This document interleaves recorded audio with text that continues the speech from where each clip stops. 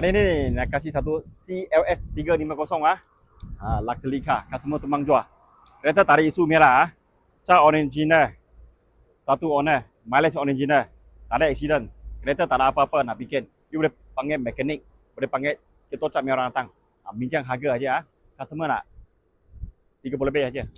2012. Kita tengok ni luar. Dia Sporim Sporim ni pakai berapa inci saya tengok. Oh, besar sikit Ini panggil ini 19 inci Tayar ada 80% lagi. Dia cat tak ada isu lah, tak ada isu apa-apa. Satu round kasih orang tengok. Cat tak ada isu, nombor ambil balik. So kita saya tutup.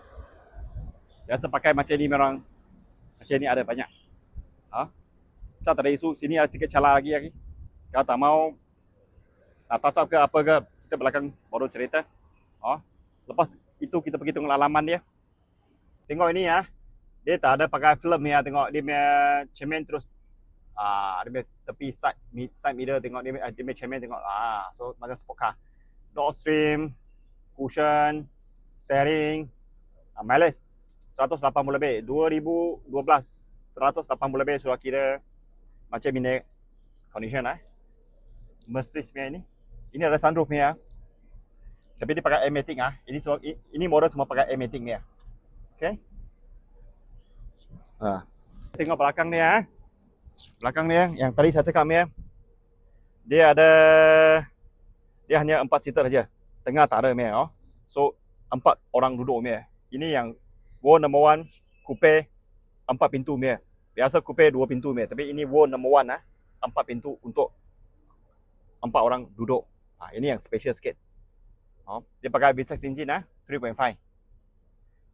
So kita pergi tengok boot dia. Okey. Tengok 2012 sudah ada auto boot. Function boot besar juga Okey. Lepas tu kita pergi tengok dia punya V6 engine.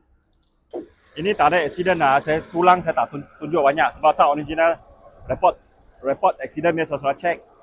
So customer tengah pakai ni, so test drive satu round, tak ada apa masalah. M-Matic okey lagi. Tak ada makan minyak hitam. Bukan pasal kereta rosak dia nak jual, bukan So berminat terus call. 30 lebih aja, lepas indikator. Rotek mahal sikit aja. M-Matic itu boleh beli tiruan ni boleh beli tiruan ni boleh Nanti saya tanya owner beli mana. China pun boleh pakai juga. Jangan risau. Sekarang spare part banyak OEM boleh dapat. Okey, sekarang terima kasih.